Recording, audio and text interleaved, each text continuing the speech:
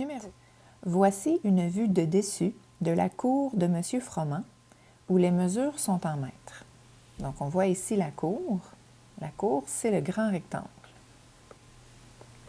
Sachant que l'aire de la terrasse, c'est ce qui est en brun, est de 15x² moins 3x mètres carrés, déterminez une expression algébrique de l'aire de la cour. Comme nous cherchons l'aire de la cour qui est un rectangle, nous utiliserons la formule de l'aire du rectangle, c'est-à-dire base fois hauteur. Nous avons déjà la hauteur qui est de 7x plus 2, mais nous ne connaissons qu'une partie de la base. Alors, pour être capable de calculer l'aire du rectangle, on doit d'abord trouver cette partie manquante qui correspond à la base de la terrasse. Du côté de la terrasse, nous connaissons l'expression de son aire ainsi que l'expression de sa hauteur. Alors, comme on l'a déjà fait souvent précédemment, on va commencer par écrire la formule de l'aire du rectangle et nous allons isoler la variable que l'on cherche, soit la base.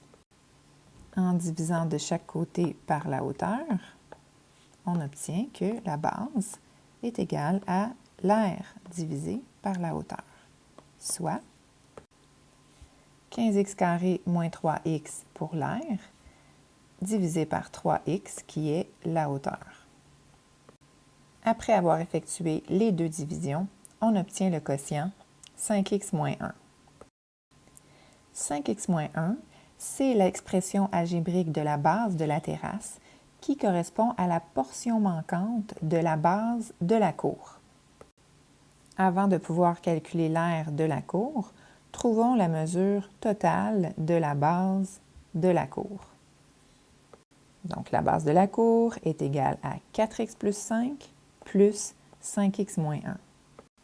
Simplifions cette expression en regroupant les termes semblables. 4x plus 5x, ça donne 9x. Et 5 moins 1, ça donne 4. Alors, nous sommes enfin prêts à calculer l'aire de la cour. La base étant 9x plus 4, je l'ai remplacée ici dans la formule.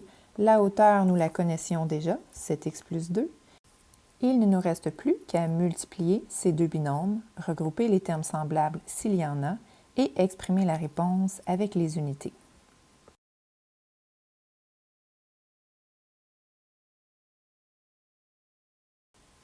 Réponse finale, l'aire de la cour est de 63x² plus 46x plus 8 mètres carrés.